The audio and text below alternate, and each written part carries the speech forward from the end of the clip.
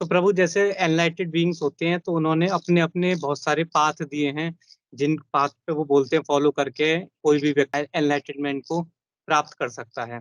तो और एक दूसरी तरफ ये वैदिक प्रिंसिपल है, अगर कोई व्यक्ति एनलाइट ये जो डिफरेंट पाथ्स हैं इनको फॉलो करके एक एनलाइटनमेंट तक पहुंचता है, और दूसरा है कि भाई जो वैदिक सिद्धांत हैं, हमारे जो वैदिक प्रिंसिपल्स हैं उनको फॉलो किया जाए। तो ये मतलब अलग कैसे हैं ये आपस में, इनमें क्या अंतर है, क्या है इसमें, कुछ बहुत सारा कंफ्यूजन है, कृपया इसका समाधान। तो ऐसा है, पहले मैंने जो वर्ड बोला था एनलाइटमेंट के बारे में बोला था, तो लोगों को वो सुनना चाहिए कि एनलाइटमेंट में जो मैंने बोला था उसके बारे में। उसके दूसरी बात ये है कि अगर कोई भी पाथ बताता है, कोई पृथ्वी लोक पे किसी भी मनुष्य को कोई भी बात बताता है, तो ऐसा कोई पाथ हो नहीं सकता जो कि प्रैक्टिकल हो और वैदिक प्रिंसिपल्स के अंडर में नहीं आता हो। ऐसा कोई हो नहीं सकता, क्योंकि हर पाथ का जो बेसिस है वो डिसिप्लिन है। अब जैसे बुद्ध का, महावीर का जो लोग अभी फोटो जो चलता है उसमें भी पोस्चर है, ठीक है, तो उनको भी पोस्चर का डिसिप्लिन है। ये सब चीजें तो वो तो है ही है, मतलब हर प्रैक्टिकल रियल पाथ, अगर कोई पाथ रियल होगा और प्रैक्टिकल होगा तो वो वैदिक प्रिंसिपल्स के हिसाब से ही होगा। ऐसा कोई सेपरेट पाथ नहीं है जिसमें डिसिप्लिन ना हो और बेसिक प्रिंसिपल्स ना हो और वो पाथ हो। अगर उसको फिर पाथ बोलना ही गलत, मतलब वो कोई रियलिटी नहीं होगी उसमें, वो तो कुछ नहीं हो, मतलब उससे कुछ नहीं होने वाला है। तो जैसे मनगढ़ंत तो कोई भी लोग बहुत सारी बातें बना सकते हैं, ठीक है, मगर फाइनली तो मनुष्य व्यक्तियों के पास शरीर होता है और उसका शरीर का इस्तेमाल करना हो। तो अब वो उस शरीर के साथ क्या करना है, प्रैक्टिकली क्या करना है, वो जो प्रिंसिपल्स हैं वो वैदिक प्रिंसिपल्स ही हैं। चाहे उनको अब कोई कैसे भी बोले, किस किस तरीके से, नए तरीके से बोले, पुराने तरीके से बोले, कुछ भी तरीके से बोले, मगर वो अगर वैदिक प्रिंसिपल्स में फिट बैठेंगे, क्योंकि अब जो मानव शरीर बनाया गया है तो उसका भी कोई प्रिंसिपल है, मानव शरीर का, उसकी भी टेक्नोलॉजी और उसकी भी इंटेलिजेंस और उसकी भी एक अ, समझ है उसमें, तो उसके हिसाब से अगर नहीं बीइंग चलता है, ठीक है, तो फिर कैसे। और अब जो बनाया गया है मानव शरीर, तो वो किन प्रिंसिपल्स पर बनाया गया है? वो तो ब्रह्मांड के प्रिंसिपल्स हैं, जो ब्रह्मांड के प्रिंसिपल्स हैं वो तो वैदिक प्रिंसिपल्स ही हुए। तो तुम्हें उस मशीन को यूज करना है, तो तुम कैसे उन प्रिंसिपल्स को फॉलो नहीं करोगे? मतलब ऐसा तो हो ही नहीं सकता, उसमें कोई नया पाथ तो हो नहीं सकता। उसमें तो जो होगा वो, जैसे जो चीज सृष्टि बनाई गई है उसी के हिसाब से होगा। तो ये तो मतलब लोगों को समझने वाली बात है कि ऐसे में जो कोई भी ऐसा पाथ हो नहीं सकता जो कि वैदिक प्रिंसिपल्स पे नहीं होता है। अब जैसे लोग बोल देते हैं उसको ज्ञान मार्ग, भक्ति मार्ग, और मतलब वैदिक में भी उसमें उनमें वो डिविजन्स कर देते हैं, मगर वो सारे मार्ग एक ही है, क्योंकि सब में डिसिप्लिन आता है, डिसिप्लिन आता है, ठीक है। और वो और सब में सामंजस्य होता है, मतलब आपस में कोई एकदम एक दूसरे से हटा हुआ नहीं। मतलब अब जैसे ऋषि लोग होते थे, जैसे हमारे वैदिक में ऋषि होते हैं, तो उनके पास तो ज्ञान भी होता है, भक्ति भी होती है, कर्म भी होता है, मतलब सभी कुछ होता है। ऐसा तो नहीं होता कि ये होगा वो होगा और ये नहीं होगा वो नहीं होगा, मतलब ऐसा नहीं होता। मतलब सबका सामंजस्य होता है और सब चीजें साथ चलती हैं। जैसे यहाँ पे 3 गुणों से प्रकृति चलती है, रज सत्व और तम, तो सभी से चलती है।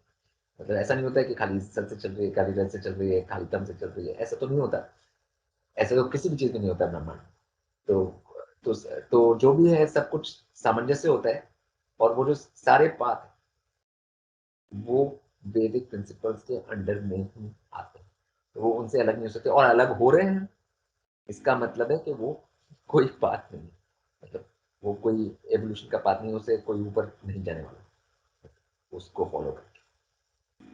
मतलब प्रभु जैसे जो डिवीजन किया जाता है आज की डेट में, कि जैसे ज्ञान मार्ग अलग बताया जाता है कि कोई व्यक्ति है जो ज्ञानी है तो उन्हें खाली ज्ञान का दर्शाया जाता है, और कुछ लोग हैं जो बोला जाता है कि भाई ये भक्ति मार्ग पर हैं, कर्म मार्ग। तो डिवीजन करना चाहिए, हमें एज अ होल देखना चाहिए। मतलब ऐसा है कि अगर किसी को ज्ञान मिलता है, ठीक, तो बिना कर्म के मिलता है क्या? किसी को बिना कर्म के ज्ञान मिल सकता है? नहीं मिल सकता। मतलब वो तो कर्म तो कर ही रहा होगा, ठीक है। और भक्ति का मतलब होता है आस्था, ठीक है? तो हायर फोर्स में, हायर और डिवाइन में, मतलब उसमें अगर आस्था नहीं होगी किसी को, तो उसको ज्ञान मिल सकता है? नहीं मिल सकता। तो बिना कर्म के भी ज्ञान नहीं मिल सकता, बिना भक्ति और आस्था के भी ज्ञान नहीं मिल सकता। तो और वो सारी चीजें आपस में कनेक्टेड ही है, मतलब ऐसा तो हो नहीं सकता कि एक चीज हटा दी गई तो दूसरी चीज आ जाएगी, और ऐसा हो ही नहीं सकता। मतलब तो अ, मतलब ऐसा है कि अगर मनुष्य के बॉडी में से वायु तत्व निकाल दिया जाए तो वो बॉडी काम करेगी? नहीं करेगी। अग्नि तत्व निकाल दिया जाए तो काम करेगी? नहीं करेगी। मतलब ऐसा कहीं पे भी नहीं होता, ये सब सामंजस्य होता है प्रकृति में और ब्रह्मांड में हमेशा, हर चीज, ठीक है? तो ज्ञान, भक्ति भक्ति और कर्म तीनों मिलाकर के एक ही जो है वो साथ साथ चलते हैं सारे के सारे, और उसमें सब कर्म से ही होता है। भक्ति भी एक कर्म है। मतलब मतलब हर चीज तो कर्म से होती है। मतलब तो कर्म जो मानव जन्म में मनुष्य मिले तो कर्म प्रधान है, इसको बोलते हैं कर्म प्रधान है। इसका मतलब क्या है कि मतलब हर चीज कर्म से ही होगी, मगर क्या कर्म करना है इसके लिए भी नॉलेज चाहिए। वो ज्ञान हो गया। मतलब तुम देख रहे हो ना, हर तरीके से वो चारों तरफ से कनेक्टेड है। ऐसा उनको उनकी संधि विच्छेद नहीं की जा सकती, मतलब इन चीजों की। और मतलब उनको ऐसा नहीं बोला जा सकता कि ये वो है। मतलब हर मतलब सब चीजें साथ चलती हैं, और फिर उसको लोग राज जो बोले कुछ भी बोले, बट मतलब लेकिन सब चीजें हमेशा साथ में चलती। अभी हनुमान में ज्ञान था, कर्म था, भक्ति थी। मतलब अब हनुमान को क्या बोलेंगे? ज्ञान योगी बोलेंगे, कर्म योगी बोलेंगे, कि भक्ति योगी, क्या किस टर्म से बोलेंगे हनुमान?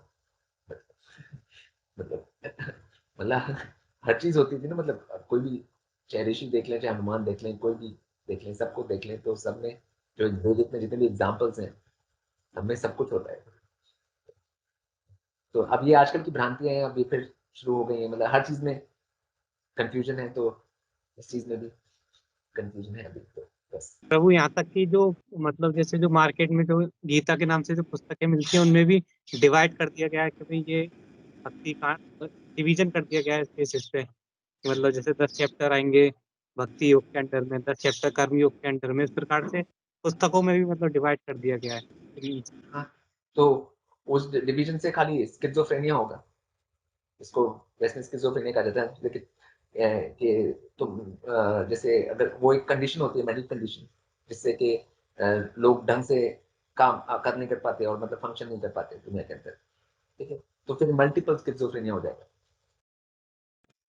मतलब एक होता है सिंगल, खाली दो पर्सनैलिटी हो गई, स्प्लिट पर्सनैलिटी। अब इसमें तो मल्टीपल पर्सनैलिटीज हो जाएंगी, मतलब 3 4 5 जो भी। तो मतलब इसका तो कोई मीनिंग नहीं है। मतलब इन सब बातों में कोई प्रैक्टिकलिटी है ही नहीं, सीधी बात है। मतलब पहले जो इतना भी वैदिक में जब होता था, जो भी थे वो सभी सारी चीजें साथ में प्रैक्टिस होती थी। कोई मतलब एक के बिना दूसरी पॉसिबल नहीं है। और और सारे कर्म तो सभी में होता है। मतलब कर्म तो ऐसा कोई चीज नहीं जिसमें कर्म नहीं होता। तो ऐसे करना मतलब एक तरीके से लोगों को गुमराह करना और मूर्ख बनाना। प्रभु इसका अर्थ ये हुआ कि मतलब मार्ग कुल मिलाकर एक ही है, और वो मार्ग ये है कि हमारा जो शरीर है उसका हमें कैसे इस्तेमाल करना है, और उसी के अंडर में फिर अलग अलग चीजें आ जाती हैं, मतलब सब उसी में इंक्लूड हो जाता है, क्योंकि अल्टीमेटली हमें जो कुछ करना है अपने बॉडी के साथ ही करना है, बॉडी से ही करना है, तो सारे मार्ग उसी में आके मिल जाते हैं। तो तपस्या तो शरीर से ही होगी, और तपस्या शरीर का ही कर्म होगा, ठीक है? और जो तपस्या के लिए भी ज्ञान चाहिए कि क्या तपस्या क्या होती है। बिना ज्ञान के तो कोई तपस्या नहीं कर सकता, ठीक है? और उसमें अगर कोई प्रेज कर रहा है, डिवाइन प्रेज कर रहा है, तो वो भक्ति होगी, ठीक है? मगर उसमें तुम्हें प्रेज करने के लिए ये पता होना चाहिए कि क्या प्रेज कर रहे हो, किसको प्रेज कर रहे हो, कौन सी क्वालिटी प्रेज कर रहे हो, क्या कर रहे हो। तो वो भी एक ज्ञान हो गया, और फिर उसको करना वो एक कर्म हो गया। तो अभी जितना भी मैं जब बोल रहा हूँ, तो सब चीजें साथ में आ रही है ना। मतलब कोई भी एक चीज एक दूसरे, मतलब सारे के सारे साथ में हमेशा चल रहे हैं। ऐसा हो नहीं सकता कि वो साथ में चले। मतलब तो किसी भी एंगल से देखोगे तो हमेशा वो सब तीनों साथ में चले।